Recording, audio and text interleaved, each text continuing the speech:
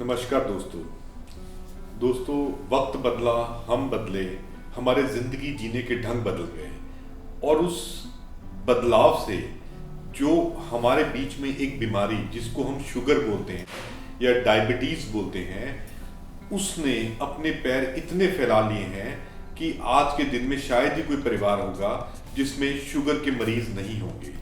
Sugar जो है वो शरीर के बाकी अंगों के साथ साथ एक महत्वपूर्ण अंग जिसे हम आंखें कहते हैं उसको भी बहुत बुरी तरह जकड़ देती है। तो इसके बारे में मैं आज आपसे कुछ बातें साझी करना चाहूँगा।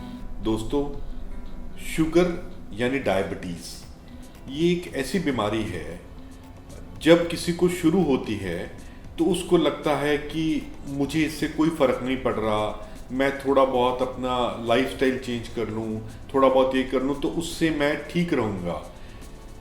उनको समझ तब आती है जब उनकी डायबिटीज़ 15 साल पुरानी हो जाती है। 15 साल के बाद डायबिटीज़ हमारी आँखों पे, हमारी किडनीज़ पे और हमारी जो हाथों और पैरों की जो पेरिफेरल नसें होती हैं उस पे असर करना शुरू कर देती है।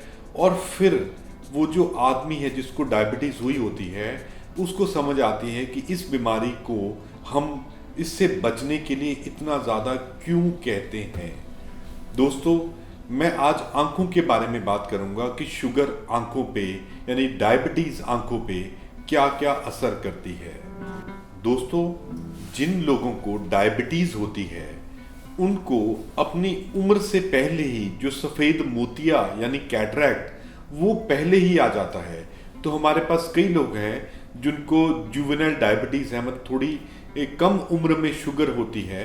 इवन बच्चे जिनको 10-12 साल पे शुगर या डायबिटीज़ होती है उनको 18-20 साल पे ही सफ़ेद मोतिया पक जाता है। और किसी को अगर 45 साल पे शुगर हुई है या डायबिटीज़ हुई है तो 55 साल पे ही उनके मोतिये पक जाते हैं। तो सफ़ेद मोतिये को ये बहुत जल्दी या तेज़ी से बढ़ाता है, ये इसका एक इफ़ेक्ट है।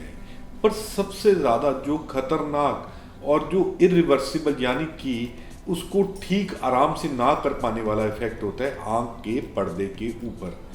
जो शुगर है उसकी वजह से हमारी जो पर्दे की खून को ले जाने वाली नाड़ियाँ होती हैं, जो छोटी नाड़ियाँ होती हैं, वो ब्लॉक कर जाती हैं और उसके बाद उसमें से फ्लूइड है वो बाहर निकल के हमारे पर्दे को ख़राब करना शुरू कर देता है, जिसकी वजह से शुरुआत में आपकी बीच की नज़र ठीक होने की वजह से मरीज़ को शुगर के असर का ज़्यादा पता नहीं चलता। पर जैसे ही उसकी आँख का बीच का भाग पर्दे का उस पे शुगर का असर होता है तो उसकी नज़र एकदम कम होनी शुरू हो जाती है। कई बार पेशेंट सुबह उठता है और उसको दिखना बंद हो जाता है क्योंकि उसकी जो पीछे पर्दे की कोई खून की नाड़ी होती है वो फट जाती है और पर्दे के पानी में खून निकल आता है। तो इसके लिए क्या किया जा सकता है?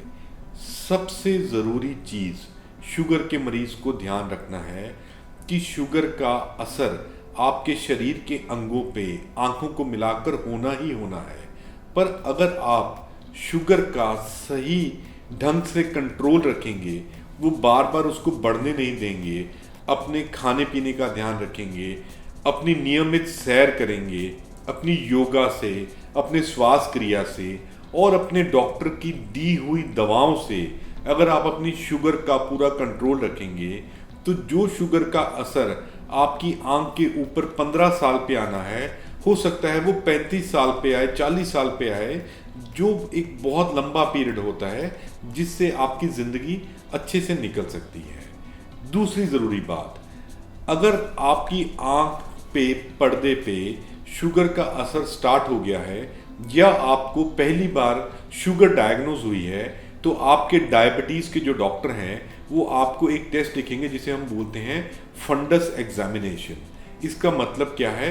ये है आँख के पर्दे की जांच। तो आप जब भी आपको शुगर या डायबिटीज डिटेक्ट होती है तो सबसे पहले आपके एक बेसलाइन फंडस एग्जामिनेशन यानी पर्दे की जांच होती है। साल में कम से कम एक बार, जब तक आपके पर्दे पे कोई भी शुगर का असर शुरू नहीं होता, तो साल में एक बार आपके पर्दे की जांच आंखों के डॉक्टर के द्वारा पुतली फैला के जरूर होनी चाहिए। जब आपकी आंखों पे पर्दे का असर शुरू हो जाए तो वो जांच आपको हर 6 महीने पे होनी चाहिए और फिर अगर जरूरत पड़े तो 3-3 महीने पे भी करनी चाहिए। इसके अलावा जब भी आपको आपके डॉक्टर आपके कोई पर्दे के स्कैन कराने के लिए बोलते हैं तो कृपया वो ज़रूर कराएं, देखने के लिए कि वो सूजन आपके पर्दे के बीच में कितनी आ रही है, और अगर वो शुरू हो चुकी है तो उसके लिए जो इलाज होता है वो कुछ दवाएं हो सकती है, या आंख के पर्दे के पानी में हम कुछ इंजेक्शन लगाते हैं ताकि सूजन को कंट्रोल कर सके। तीसरी प्रक्रिया हमारी रहती है आंखों की ग्रीन लेज़र।